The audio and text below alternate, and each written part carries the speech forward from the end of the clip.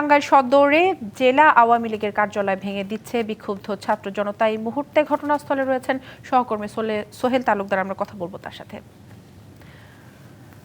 সোহেল, আমরা দেখতে পাচ্ছি আপনার ঠিক পেছনে বঙ্গবন্ধুর একটি প্রতিকৃতি আছে এবং বুলডোজার দিয়ে কার্যালয় ভেঙে ফেলা হচ্ছে। সেখানে বিক্ষুব্ধ ছাত্র জনতা নিশ্চয়ই আছে, তাদের বক্তব্য সম্পর্কে আমাদেরকে জানাবেন এবং তাদের পরবর্তীতে আরো কোনো কর্মসূচি আছে কিনা বিস্তারিত জানাবেন আমাদের।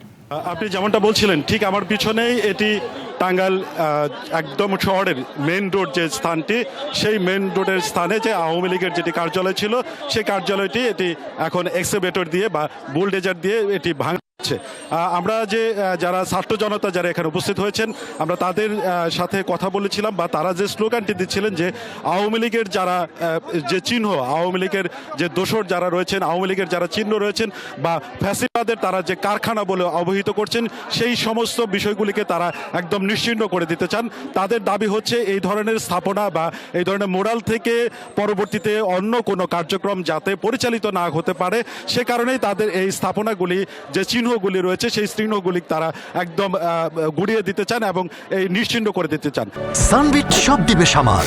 সানবিট ম্যাজিক প্রেস ডিশওয়াশিং এর মাথা ঘোরানো সলিউশন। তাদের দাবি হচ্ছে যে শেখ হাসিনার যে বিচার সেই বিচারটি তারা দেখতে চান এবং ভারতে বসে তাদের দাবি তারা বলছেন যে ভারতে বসে শেখ হাসিনা বাংলাদেশের বিরুদ্ধে ষড়যন্ত্র করছে এবং ছাত্র জনতা যারা আহত নিহত হয়েছেন, পরিবার যারা রয়েছেন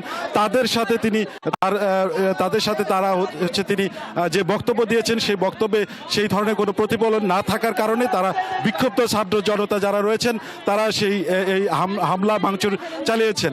আমরা চেষ্টা করব এখানে যারা নেতৃত্ব দিচ্ছেন, যেহেতু অল্প সময় মানে আমরা কথা বলার চেষ্টা করব, এখানে যারা নেতৃত্ব দিয়েছেন তাদের সাথে একটু কথা বলবো যে আপনারা কি কি দাবিতে এটি কার্যক্রমটি করছেন। এখানে দাবি মূলত আপনারা জানেন কালকে ফ্যাসিস্ট খুনি হাসিনা দেশের বাইরে ভারতে বসে গতকালকে যে শেখ হাসিনা বক্তব্য দিয়েছেন সেই বক্তব্যের প্রতিবাদে তারা সারা দেশে যে কর্মসূচি যেটি হয়েছে সেটিতে তারা টাঙ্গাইলে শুরু করেছেন এবং তারা যেটুকু বলছেন যে পর্যায়ক্রমে আওয়ামী লীগের যত দোসর বা অন্য যারা রয়েছেন তাদের যে কার্যালয় এবং স্থাপনা সেটিকেই তারা হচ্ছে নিশ্চিহ্ন করে দেওয়ার কথা তারা দাবি বলছেন এবং তারা পর্যায়ক্রমে সেই কার্যক্রমগুলি করবেন বলে আমাদেরকে জানিয়েছেন। বিস্তারিত জানানোর জন্য ধন্যবাদ আপনাকে সোহেল।